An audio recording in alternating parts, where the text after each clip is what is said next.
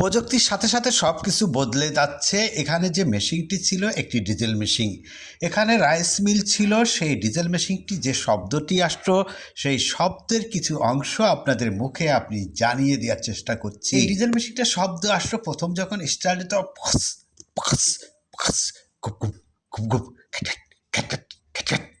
স্যালেঞ্জার পাইপের কাছে যদি একটি ঘটি কিংবা একটি বদনা দিয়াতো, তার শব্দ আসতো কুকুপ কুকুপ কুকুপ কুকুপ। এতে মানুষ বুঝতে পারতো যে মেশিন স্টার্ট দিয়েছে, এখন আমাদের ধান নিয়ে যেতে হবে মিলে। সেই জায়গাটায় যুগের সাথে বদলে গিয়ে এখন হয়েছে বিশাল একটি অটোমিল।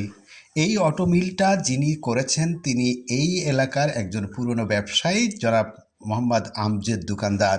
তিনি বেঁচে আছেন, তারই ডিজেল মেশিন ছিল। সেই মেশিনটা ছিল অনেক পুরনো। বেশিরভাগ ক্ষেত্রে যে সমস্ত ধান বানানো হয় এখন অনেক সুন্দর হয়। আর আগে যখন ডিজেল মেশিনে বানানো হতো তখন একটু রোদ বেশি হয়ে গেলে কিংবা কম হয়ে গেলে চাল একটু ব্যতিক্রম হয়ে যেত, চাল গুঁড়ো হয়ে যেত, না হয় স্যাপটা হয়ে যেত, না হয় বেশি ভেঙে খুদ হয়ে যেত। এখন আর ওই সমস্যা নেই। চাল যদি একটু রোদ কমও থাকে তাও চালটি সুন্দরভাবে বের হয়ে আসে অটোমিলের কারণে। এখন যদি মোটা চাল চিকুন করতে চান তাও করা যাবে, যদি লাল চাল সাদা করতে চান তাও করতে পারবেন। আপনার যেমন ইচ্ছা চাল সেরকমই করতে পারবেন। যেখানে 100 মণ ধান বানাতে গেলে অনেক সময় লাগতো, এখন আর বেশি সময় লাগে না। যেমন তার অর্ধেকের কম সময়ই লাগে এখন 100 মণ ধান এখানে চাল করতে। দর্শক, আপনারা দেখছেন যে অটোমিলে ধান বানানো হচ্ছে। এই ধানগুলো সুন্দরভাবে শুকানো হয়েছে। শুকানোর পরে যে চালগুলো হবে সে চালগুলো এত সুন্দর হবে, দেখতে খুবই ভালো লাগবে।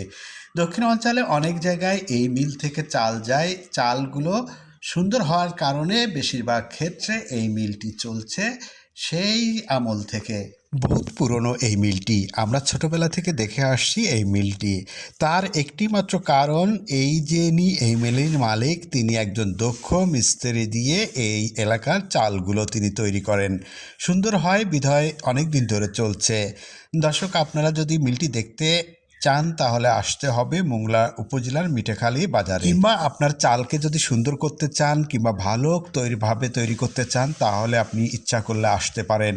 যাতায়াতে অনেক সুবিধা রয়েছে। আগে যেরকম যাতায়াত নৌকো ছাড়া আর কোনো পথ ছিল না, এখন একেবারে মিলের কাছে আপনার গাড়ি নিয়ে আসতে পারেন। সুন্দর করে যদি আপনি আসতে চান তাহলে মোংলা ফেরি পার হয়ে চলে আসতেও পারেন।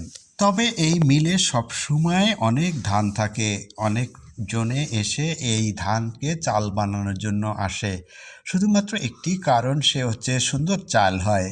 যেখানে তার একটি ডিজেল মেশিন ছিল, সেই মেশিন থেকে অটোমিল কত কি তিনি করেছেন শুধুমাত্র তার সততা এবং ভালো চাইলের জন্য। সেই পুরনো আমল থেকে একইভাবে তিনি চলে আসছেন। যদিও একটু বয়সের ভারে তিনি একটু বৃদ্ধ হয়ে গিয়েছেন, কিন্তু তার সন্তানেরা এখনও পর্যন্ত এই মিল চালিয়ে যাচ্ছেন দক্ষতার সাথে। বাপের ঐতিহ্য ধরে রাখছে তার সন্তানেরা। দর্শক, আমি বিদায় নিচ্ছি। রাহুল গুরু, দেখতে থাকুন। আসসালামু আলাইকুম।